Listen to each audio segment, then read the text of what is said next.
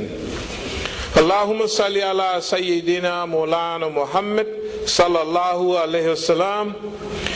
In the Quran there's an ayat that says, "Speak not of those who are slain in the way of Allah as dead. No, they are alive, but you perceive it not."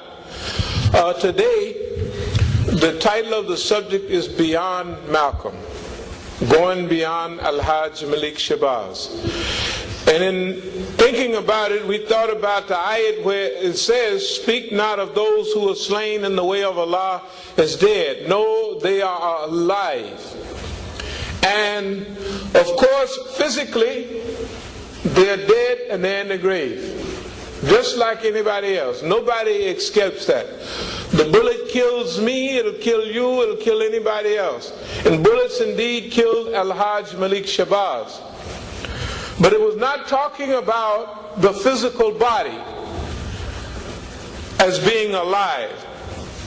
It is talking about the spiritual, the ethical, and what we might call the role model syndrome. For 4 decades now, for 41 years, El-Hajj Malik Shabazz has been a role model for many of us. El-Hajj Malik Shabazz has been indeed the role model for people, struggling people around the world. And the analysis that he gave us, and the courage that he showed, and the willingness to accept the mission during his time, the level that he brought us to as a people and brought the world along with him as far as colonialism, neo-colonialism, and then scratching the surface of true Islam. So his analysis was transgenerational. It was good for its time. It answered the questions of the movement in those days, and it went on from his generation to 2 other generations, right? So his analysis, his essence is still alive in the people all over the world. But now you and I come to a stage here in America.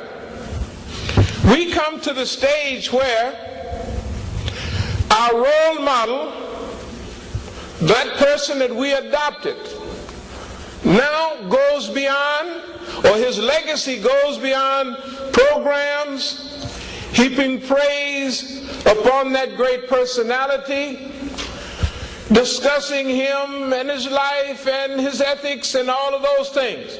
That's what we've done now for 40 years, and for the last 25 years the Muslims have done it or more with the greatest intention, and for sure they were on the right road, the things that they said and everything else. But now you and I come to another stage, and that stage is we have to take the movement now up to another level. We have to go and break new ground. As they said on Star Trek, we have to go wherever no other people have gone. That's what we got to do right now, right? We're in a world that have, as we talked about in many khutbahs before, the world has gone through its nationalisms and racisms. All of the Muslim world, during the time of Malcolm, the Muslim world was going through nationalism just like we in America was going through nationalism. Isn't that right?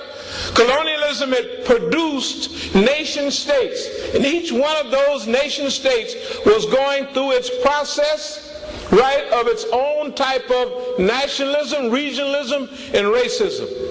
We in America went through civil rights, black nationalism, BLA, the Black Liberation Movement. We went through our own process. And then those of us who were fortunate came to the state of Islam. The others that continued with civil rights, regionalism, the NAACP, the other black nationalist groups are static, right? They're not nowhere. They ain't making no moves. They're not scratching no surface.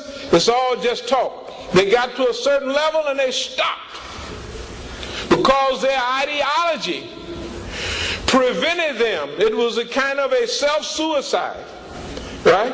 That prevented them from fitting into this global reach that we're now living under.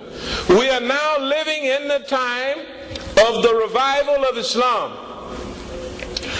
Revival of Islam all over the world.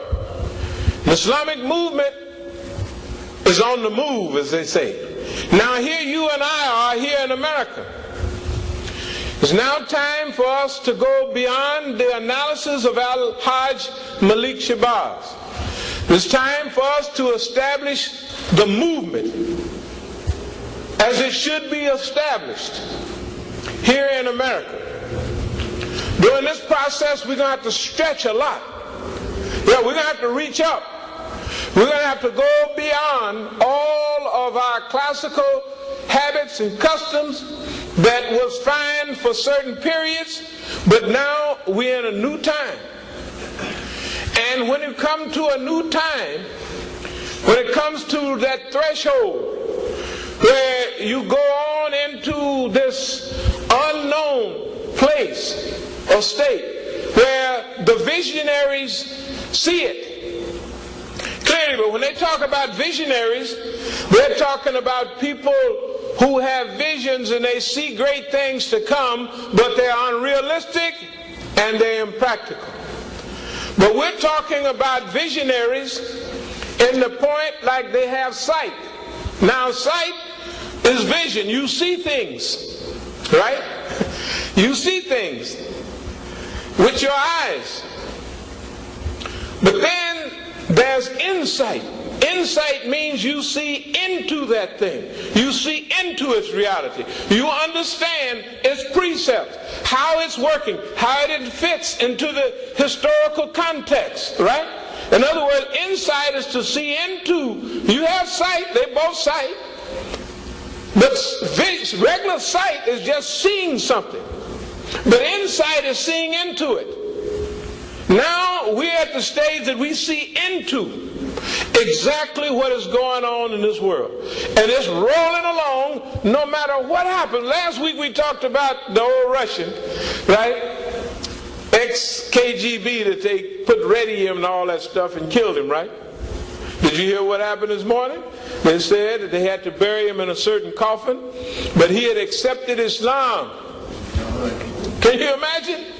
Now we was talking about it, but we didn't expect that we said, yeah, he said that they had killed, that the Russians, the KGB had blown up this apartment house, blamed it on the Muslims, just like 9/11, right?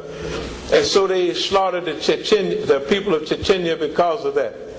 But we didn't know that he had accepted Islam. Do you see that this whole thing is on a roll, and ain't nothing nobody can do that can stop it? In other words, it's right, it is already in process. So insight is when you see into that reality, right? And then you begin to do those things that you have to do to reach that stage. It's called a quantum leap.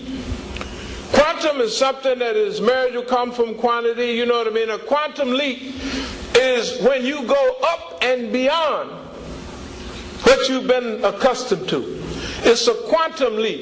It's a gigantic step. And you step into this process.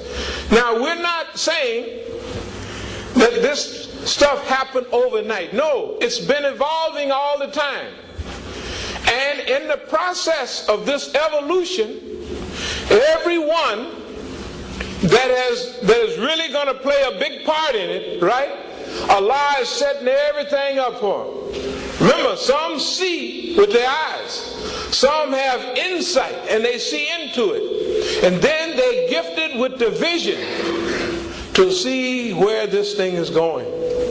Right? How all the parts fit together.